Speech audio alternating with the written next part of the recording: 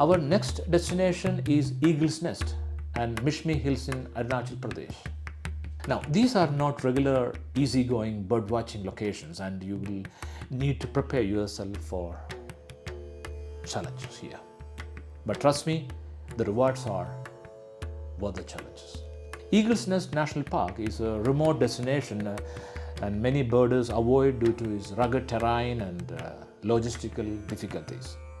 But fear not, with a bit of planning and luck, you can make it happen. The park is home to many exotic species that are hard to find elsewhere, such as the blights and the Temminck's tragopan and recently discovered Bogon leosicilia. I hope I pronounced it somewhat correctly.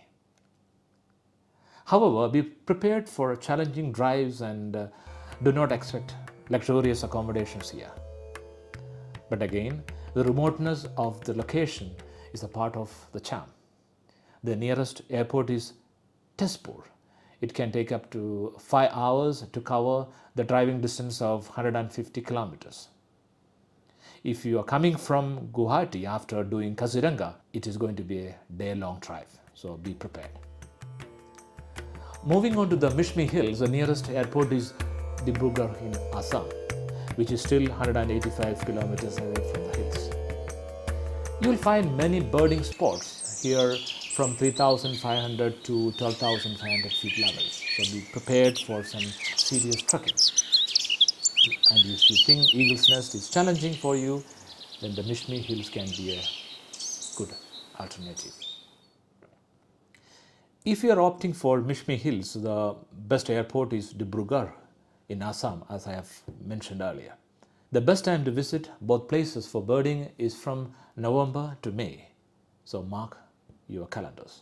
But before you pack your bags, let me remind you, these are not the kind of trips you can take lightly. You will need to do some advanced planning, hire an experienced guide, and be prepared for a bit of roughing it out. But trust me, the adventure and the stunning bird sightings will make it all worthwhile. The biggest problem you will likely to face, especially in Eagle's Nest, is the quality of accommodations. Let's to the south of Indian Peninsula. The first one is Bhitarkanika in Odisha. Move on to the Bengal coast. Located just 170 kilometers from Bhubaneswar Airport, it may take a few hours to get there, but it's worth the journey. As you step into Bhitarkanika area, you will be amazed by the breathtaking views of Bay of Bengal and surrounding mangroves, forest and the marshland. This destination is a true heaven for birders. I will tell you why. Just imagine seeing brown-winged kingfisher, collared kingfisher, common kingfisher, pied kingfisher, black-capped kingfisher, stock-billed kingfisher and ruddy kingfisher all in one area. That's not all. This location is also home to sea eagles and many migratory birds. But of course, we must consider the other fascinating wildlife found here too. Keep an eye out for fishing cats and saltwater crocodiles while doing your night cruise.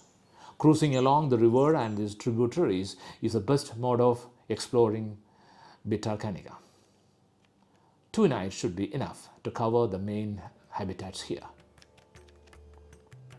The best time to visit Bhitarkanika is from November to March.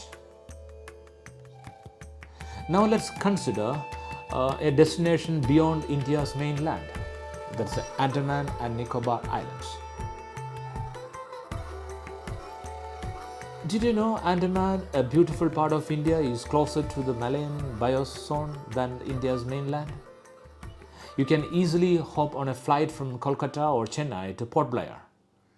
And Port Blair is the capital of Andaman Archipelago. If you wish to travel to Nicobar for birding, I have added a link to a blog explaining how to do it. You start your adventure by visiting Mount Harriet National Park in Andaman. It is like an introduction to the biodiversity of the region, and trust me, you like it. Then make sure to explore Chidiyatapu, Little Andaman and other fantastic areas. That's where you will find some real stars like the Andaman wood pigeon, Andaman white-headed starling, Andaman drongo, Andaman bulbul, Andaman cuckoo dove, Andaman hawk owl, Andaman crake, Andaman woodpecker, Andaman serpent eagle, and the list goes on. To make the most of your trip, I would recommend keeping 4 nights reserved for Andaman. Let's move on to Kerala, a stunning state in the south that has become a popular birding destination for birders and bird photographers.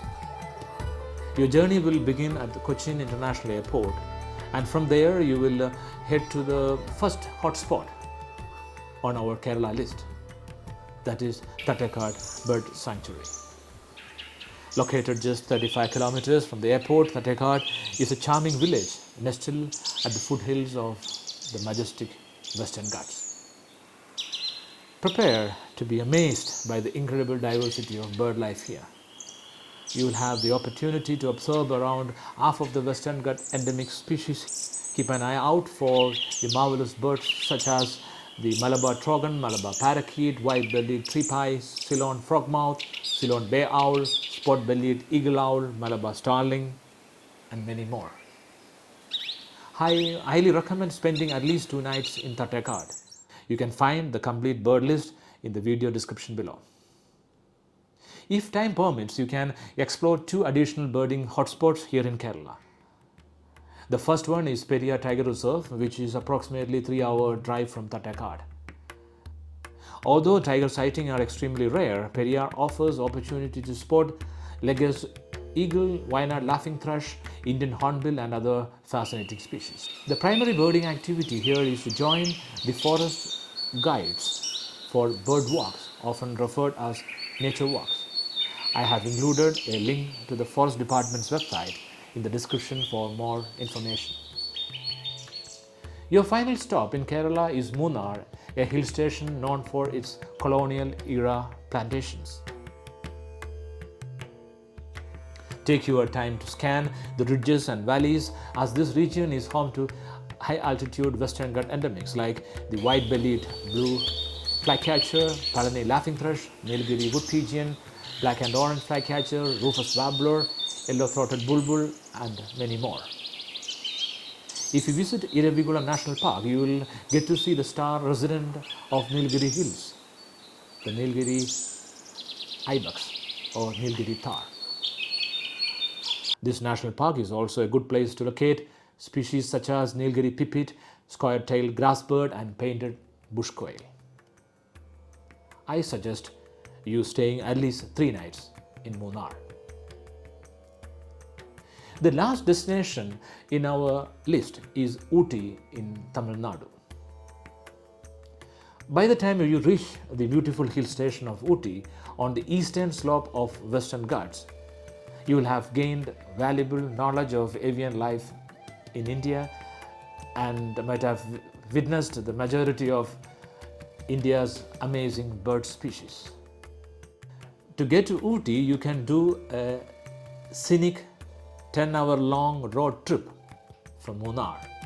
If you're coming from a different location, you will arrive at Coimbatore Airport and then embark on a pleasant 3-hour drive up to Ooty, which is situated approximately 6,000 feet above sea level. While Ooty may appear somewhat similar to the Munnar region with its tea gardens and cold climate, but bird life here is distinct and remarkable. Prepare to encounter fascinating birds such as the black and orange flycatcher, Nilgiri flycatcher, and yes, the rare Kashmiri flycatcher. During your time in Ooty, make sure to visit a popular birding spot like Sims Park in Kunur, the Botanical Garden in Ooty, and Doda Betta. Your stay in Ooty will be delightful, and I recommend spending 2 nights here to appreciate the birding opportunities fully. If you have 1 or 2 extra days in hand, consider asking your guide to arrange a trip to Masandagudi, a lowland forest area that promises an enriching birding experience. Excellent. Now you have a list of top 10 birding locations in India. In the video description, I have included useful links for you to explore these destinations in more detail. If you are interested in adventure travel and Asian wildlife, be sure to subscribe to this channel. Let's continue our expeditions together.